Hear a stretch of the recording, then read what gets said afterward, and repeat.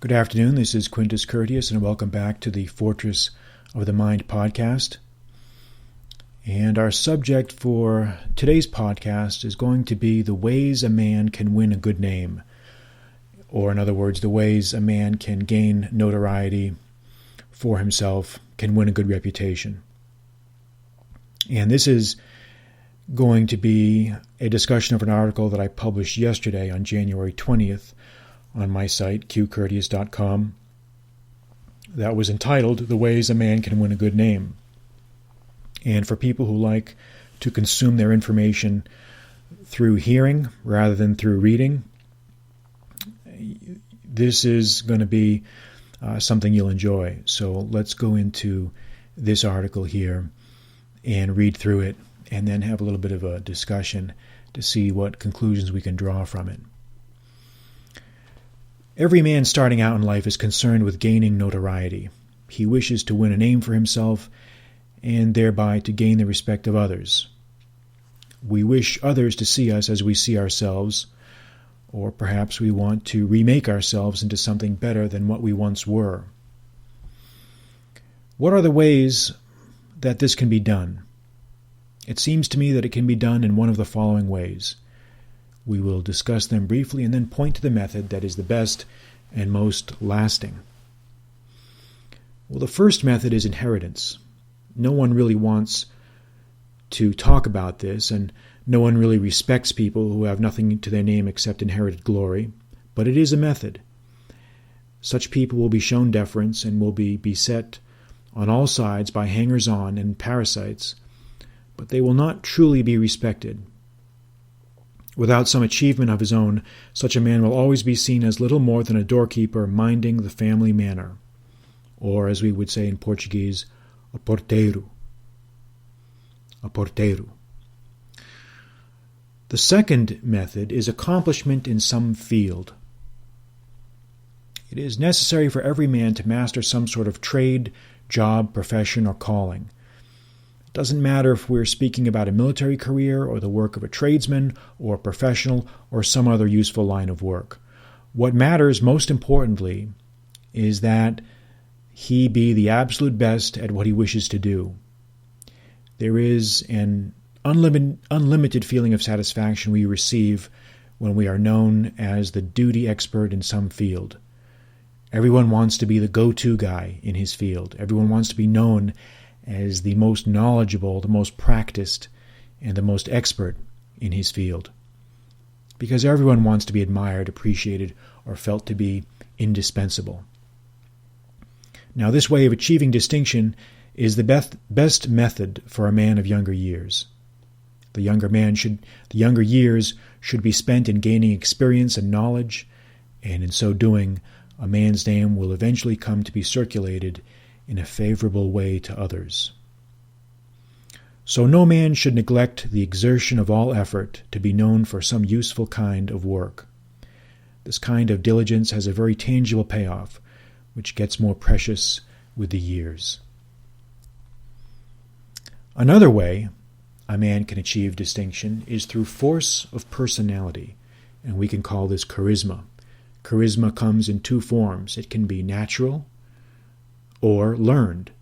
Natural meaning something that is not taught, something that is just innate in one's personality.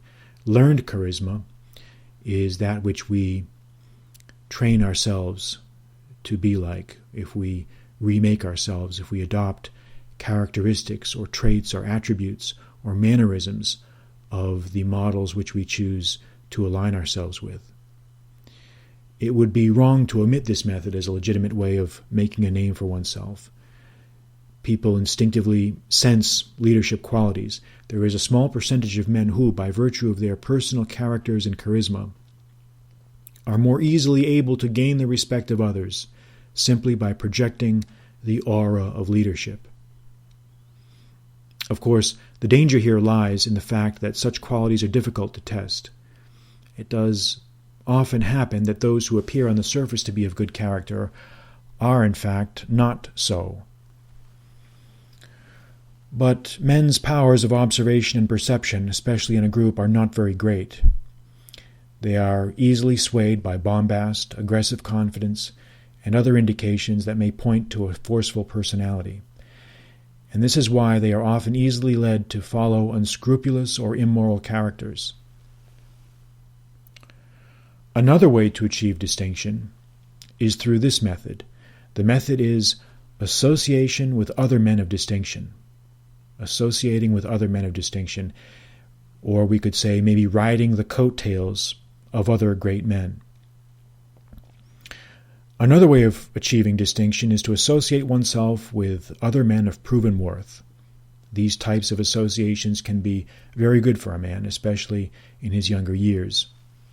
An experienced older man can act as a guide and advisor to the younger man, and this satisfies the desire of the older man to see his knowledge put to good use, and the desire in the younger man to make something of his life.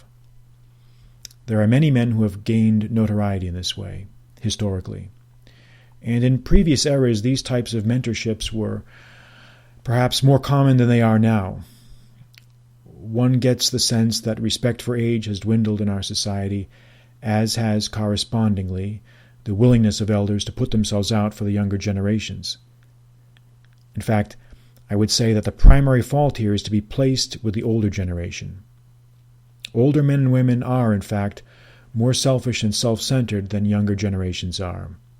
And this seems to be a liability of old age, in which the idealism and passion of youth comes to be replaced by the vices of age, excessive caution, greed, and protective hesitation in nearly everything.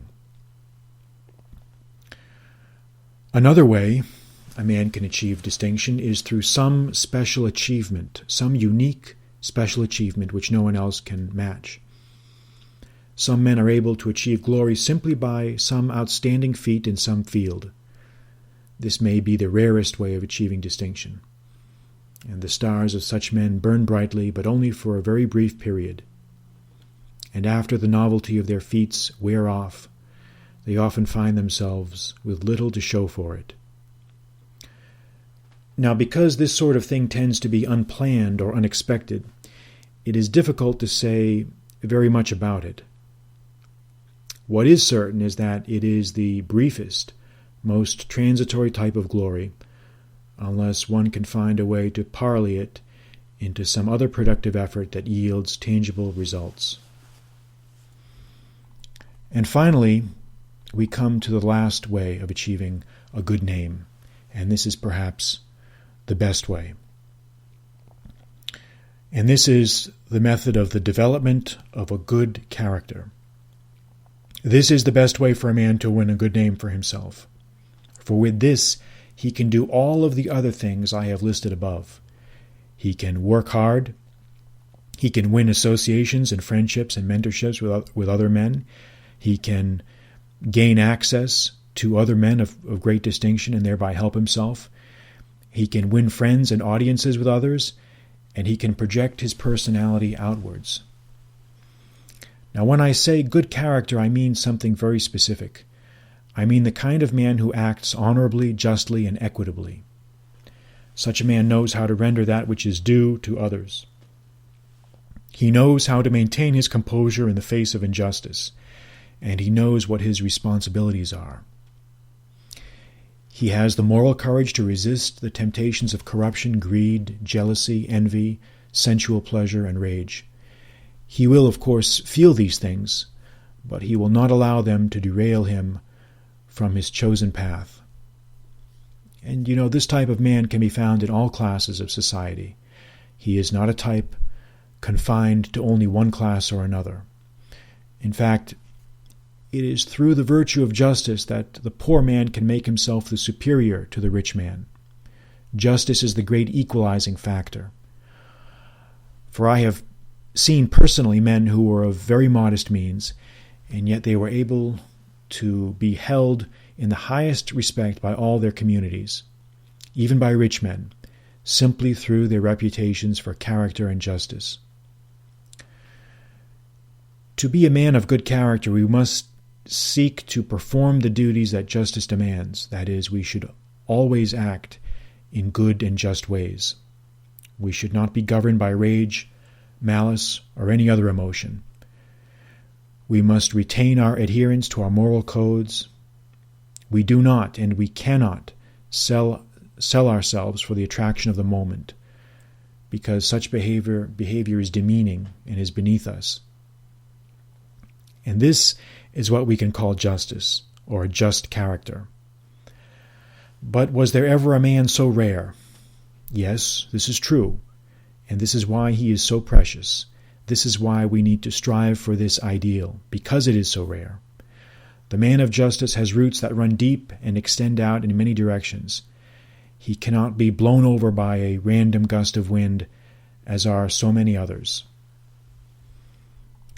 Anyone wishing truly to make a name for himself will keep these things in mind. The truly just man, the true man of character, is respected by all, even by his enemies. They may resent him, but they will never be able to deny his qualities. So this will conclude my reading of the article, and I want just to make a few more comments about some of the issues that we've brought up here in this reading of the article. And you may recognize some of these themes which were discussed in my book, Stoic Paradoxes. These qualities and attributes of a good and just and wise man and why they're important. And I covered some of these in my previous podcasts on Stoic Paradoxes. So if you have the book, you really should kind of dance through those areas and reread some of those passages to reacquaint yourself with those. But the comment that I want to make on this podcast regarding this article is, even though we've laid out some ideas about what are the good ways that a man can make a name for himself, there is no one way that someone has to pursue. In other words, the ways that I've laid out, I think, are the valid ways that a man can achieve a name for himself, but he can pursue more than one of these roads at once. You don't have to, in other words, they're not all mutually exclusive.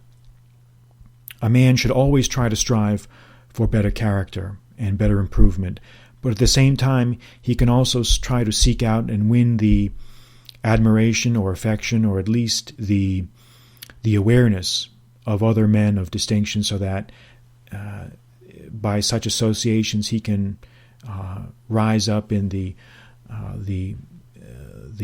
ways of gaining distinction. But we don't have to just use one mutually exclusive way. We can do these things in tandem with each other. One can continue to improve one's character. At the same time, one can seek out associations with other great men. One can also try to improve oneself in one's trade and profession. Okay? Because the truth is, it's going to be rare for someone who makes a name for himself only to do one of these things. You should try to do as many of them as you can concurrently with each other.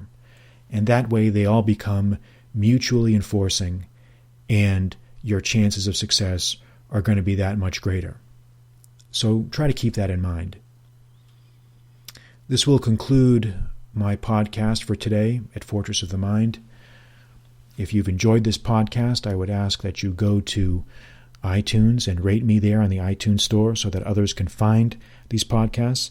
And if you've purchased one of my books, I would ask you to go to Amazon and leave a review, or even a short review, because they all help me to get noticed and found by the search engines that are out there. And we would appreciate that. And until next time, until our next podcast, I will sign off, and we will be talking to you soon. Good night.